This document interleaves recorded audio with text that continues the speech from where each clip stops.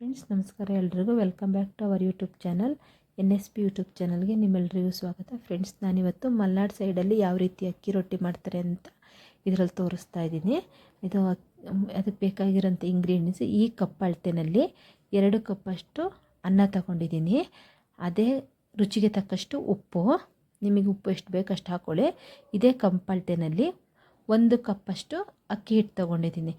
ಅನ್ನ 2 ಕಪ್ ಇದ್ದರೆ ಅದರ ಅರ್ಧದಷ್ಟು ಅಕ್ಕಿ ಹಿಟ್ಟನ್ನ ತೊಗೊಬೇಕು. ಇವಾಗ ನೀವು 4 ಕಪ್ ಅನ್ನ ಇತ್ತಂದರೆ ನೀವು 2 ಕಪ್ಪು ಅಕ್ಕಿ ಹಿಟ್ಟು ತೊಗೋಬೇಕಾಗುತ್ತೆ.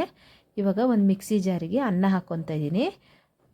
ರುಚಿಗೆ ತಕ್ಕಷ್ಟು ಉಪ್ಪನ್ನ ನೀವು ನೋಡಿ ಹಾಕ್ಕೊಳ್ಳಿ. ಅನ್ನ ಮಾಡುವಾಗ ಉಪ್ಪು ಹಾಕಿತ್ತಂದರೆ ಇವಾಗ ಉಪ್ಪು ಸ್ವಲ್ಪ ಕಮ್ಮಿ ಹಾಕ್ಕೊಳ್ಳಿ.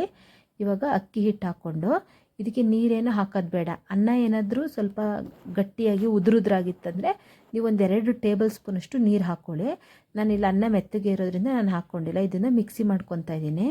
2-3 ಸಲ ಆಫ್ ಆ್ಯಂಡ್ ಆನ್ ಮಾಡಿದ್ರೆ ಸಾಕಾಗುತ್ತೆ. ಇವಾಗ ನೋಡಿ ಈ ಥರ ಆಗಿದೆ. ಅನ್ನದ ಜೊತೆಗೆ ನೀಟಾಗಿ ಹಿಟ್ಟು ಮಿಕ್ಸ್ ಆಗಿರುತ್ತೆ. ಇವಾಗ ಒಂದು ಬೌಲ್ಗೆ ನಾವು ಅದನ್ನು ಶಿಫ್ಟ್ ಮಾಡ್ಕೊತಾ ಇದ್ದೀನಿ. ನೋಡಿ ಫ್ರೆಂಡ್ಸ್, ಇವಾಗ ಇದನ್ನು ನೀಟಾಗಿ ನಾದ್ಕೋಬೇಕಾಗಿ ನೋಡಿ. ಇವಾಗ ಇದು ಉದ್ರುದ್ರಾಗಿದೆ ಎರಡನ್ನೂ. ಇವಾಗ ಇದನ್ನು ನೀಟಾಗಿ ನಾದ್ಕೋಬೇಕಾಗುತ್ತೆ. ಈ ಟೈಮಲ್ಲಿ ಏನಾದರೂ ನಿಮ್ಗೆ ನಾದೋದಕ್ಕೆ ಕಷ್ಟ ಆಯ್ತಂದರೆ ಸ್ವಲ್ಪ ನೀವು ನೀರು ಹಾಕ್ಕೋಬೋದು. ಸ್ವಲ್ಪ ಅಂದರೆ ಒಂದು ಟೇಬಲ್ ಸ್ಪೂನಷ್ಟು ನೀರು ಹಾಕ್ಕೊಳ್ಳಿ, ಸಾಕಾಗುತ್ತೆ. ಜಾಸ್ತಿ ನೀರು ಬೇಡ. ಸಾಧಾರಣವಾಗಿ ನೀರು ತಗೊಳ್ಳಲ್ಲ ಇದು ಈ ಥರ ಮಾಡಿದ್ರೆ. ನೋಡಿ ಇವಾಗ ಉಂಡೆ ಕಟ್ಕೊಂಡಿದ್ದೀನಿ. ಇವಾಗ ಇದು ಮುಟ್ಟಿದ್ರೆ ನೋಡಿ ಕೈಗೆ ಅಂಟಲ್ಲ. ಆ ಥರ ಅದಕ್ಕೆ ನಾವು ಮಾಡ್ಕೊಬೇಕಾಗುತ್ತೆ, ನಾದ್ಕೊಬೇಕಾಗುತ್ತೆ. ಇವಾಗ ಒಂದು ಬೌಲ್ ತೊಗೊಂಡಿದ್ದೀನಿ. ಈ ಬೌಲಲ್ಲಿ ನೀರು ಹಾಕ್ಕೊಳ್ತಾ ಇದ್ದೀನಿ. ಇದು ಕೈ ಎತ್ಕೊಳ್ಳೋದಕ್ಕೆ. ಕೆಲವರು ಹಿಟ್ಟು ಹಾಕ್ಕೊಂಡು ರೊಟ್ಟಿನ ತಟ್ತಾರೆ, ಆದರೆ ನಾವು ಹಿಟ್ಟು ಹಾಕ್ಕೊಳ್ಳಲ್ಲ, ನೀರು ಹಾಕ್ಕೊಂಡು ತಟ್ತೀವಿ. ಅದಕ್ಕೋಸ್ಕರ ಇವಾಗ ಒಂದು ಪ್ಲಾಸ್ಟಿಕ್ ಕವರ್, ಇದು ಬಟ್ಟೆ ಕವರ ಅದೆಲ್ಲ ಆಗುತ್ತೆ. ನೀವು ಫಸ್ಟ್ ಟೈಮ್ ಟ್ರೈ ಮಾಡ್ತಿದ್ದೀರಂದರೆ ಅಂಗಡಿನಲ್ಲಿ ಹೋಳಿಗೆ ಪೇಪರ್ ಅಂತ ಸಿಗುತ್ತೆ. ಅದರಲ್ಲಿ ತುಂಬ ತೆಳುವಾಗೂ ಬರುತ್ತೆ ಮತ್ತು ನಿಮಗೆ ಅದನ್ನು ಹಾಕುವಾಗ ಈಸಿ ಆಗುತ್ತೆ. ಆ ಥರದ್ದು ತೊಗೊಬೋದು. ನಾನಿಲ್ಲಿ ನಮಗೆ ಅಭ್ಯಾಸ ಇರೋದ್ರಿಂದ ನಾನು ಕವರ್ನ ತೊಗೊತೀನಿ. ಇವಾಗ ಉಂಡೆ ಮಾಡಿಕೊಂಡು ಸ್ವಲ್ಪ ಅದನ್ನು ಅಗಲ ಮಾಡ್ಕೊಂಡು ಈ ಥರ ಲಟ್ಸ್ಕೊಂಬರ್ಬೇಕು. ಯಾವ ಭಾಗದಲ್ಲಿ ದಪ್ಪ ಇರುತ್ತೋ ಆ ಭಾಗದಲ್ಲಿ ಪ್ರೆಸ್ ಮಾಡಬೇಕು. ಅದು ಆಚೆ ಈಚೆ ಹೋಗದಿರೋ ಹಾಗೆ ಕೈನ ಅಡ್ಡ ಇಟ್ಕೊಂಡಿರಬೇಕು.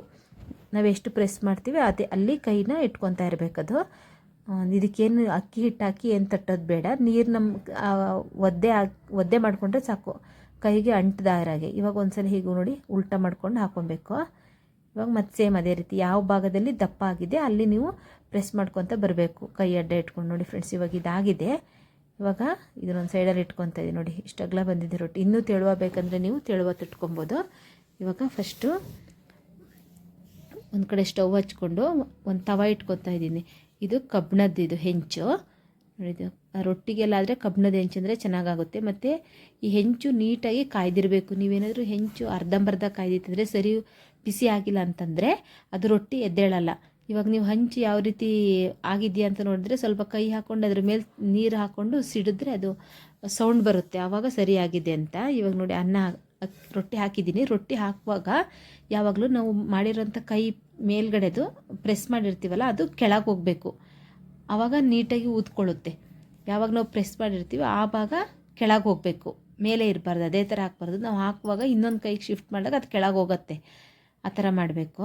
ಇದು ಫಸ್ಟ್ ಟೈಮ್ ಮಾಡೋರಿಗೆ ಸ್ವಲ್ಪ ಕಷ್ಟ ಇದೆ. ಆದರೆ ನೀವು ಇದನ್ನು ಇದೇ ಥರ ಸೇಮ್ ಇದರಲ್ಲಿ ನೀವು ಹಪ್ಪಳದ ಮಿಷಿನ್ ಬರುತ್ತಲ್ಲ ಅದರಲ್ಲೂ ನೀವು ಮಾಡ್ಬೋದು. ಆದರೆ ಸ್ವಲ್ಪ ಅದರಲ್ಲಿ ಒಂದು ಸೈಡ್ ದಪ್ಪ ಒಂದು ಸೈಡ್ ತೆಳುವ ಆ ಥರ ಆಗುತ್ತೆ. ಕೈಯಲ್ಲಿ ತಟ್ತಿರೋ ಥರ ಆಗಲ್ಲ. ಇವಾಗ ಇನ್ನೊಂದು ಕಡೆ ಸ್ಟವ್ ಹಚ್ಕೊಂಡಿದ್ದೀನಿ. ನಿಧಾನವಾಗಿ ಆ ರೊಟ್ಟಿನ 2 ಸಲ ಬೇಯಿಸ್ಕೊಂಡ್ಮೇಲೆ ಈ ಕಡೆಗೆ ಶಿಫ್ಟ್ ಮಾಡ್ಕೊಬೇಕು. ಕಮ್ಮಿ ಉರಿನಲ್ಲೇ ಇರಬೇಕು. ಇದು ತಕ್ಷಣ ಉರಿ ಜಾಸ್ತಿ ಮಾಡಿದ್ರೆ ಉರಿ ಜಾಸ್ತಿಗೆ ಅದು ಓಪನ್ ಆಗಿಬಿಡುತ್ತೆ, ಅವಾಗ ಊದ್ಕೊಳ್ಳಲ್ಲ ಅದು. ಮತ್ತು ಇಲ್ಲಿ ಬೆಂದಿಲ್ಲ ಸರಿಯಾಗಿ ಅಂದರೆ ಸಹ ಅಲ್ಲಿ ಊದ್ಕೊಳ್ಳಲ್ಲ. ನೋಡ್ಕೊಂಡು ಮಾಡ್ಕೊಳ್ಳಿ.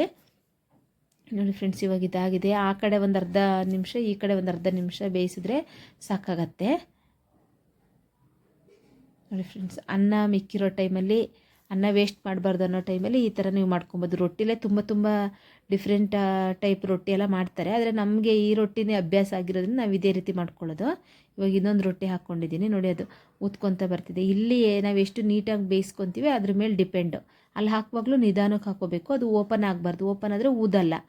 ಕೈ ನೋಡಿಕೊಂಡು ಮಾಡ್ಕೊಳ್ಳಿ ಫ್ರೆಂಡ್ಸ್. ಅದ್ರ ಓಪನ್ ಆದರೆ ಅದು ಹಬೆ ಬೆರಳಿಗೆ ತಾಗೋದ್ರಿಂದ ತುಂಬ ಉರಿ ಆಗುತ್ತೆ. ನೋಡಿ ಫ್ರೆಂಡ್ಸ್, ಇವಾಗ ಇದಾಗಿದೆ ಅಕ್ಕಿ ರೊಟ್ಟಿ. ಇದನ್ನು ಮೊಟ್ಟೆ ಪಲ್ಯ ಜೊತೆ ನಾನು ಸರ್ವ್ ಮಾಡ್ತಾಯಿದ್ದೀನಿ. ಮಲ್ನಾಡು ಸ್ಟೈಲ್ ಅಕ್ಕಿ ರೊಟ್ಟಿ ನನ್ನ ಫೇವ್ರೆಟ್ಟು. ನಿಮಗೂ ತುಂಬ ಇಷ್ಟ ಆಗುತ್ತೆ. ಒಂದು ಸಲ ಟ್ರೈ ಮಾಡಿ. ಯಾವ ರೀತಿ ಬಂದಿತ್ತು ಅಂತ ಕಮೆಂಟ್ ಮಾಡಿ ಹೇಳಿ ಫ್ರೆಂಡ್ಸ್. ಇದು ಆಲ್ಮೋಸ್ಟ್ ಎಲ್ಲ ಸಾಂಬಾರು ಪಲ್ಯ ಎಲ್ಲದಕ್ಕೂ ನೀಟಾಗಿ ಸೂಟ್ ಆಗುತ್ತೆ. ಇದ್ರ ಜೊತೆಗೆ ಬೆಣ್ಣೆ ತುಪ್ಪ ಏನಾದರೂ ಹಾಕ್ಕೊಳ್ತಾ ಇದ್ದರೆ ಸೂಪರಾಗಿರುತ್ತೆ ಫ್ರೆಂಡ್ಸ್. ಒಂದು ಸಲ ಟ್ರೈ ಮಾಡಿ, ಇದೇ ರೀತಿ ಸಪೋರ್ಟ್ ಮಾಡಿ. Thank you friends, thank you so much.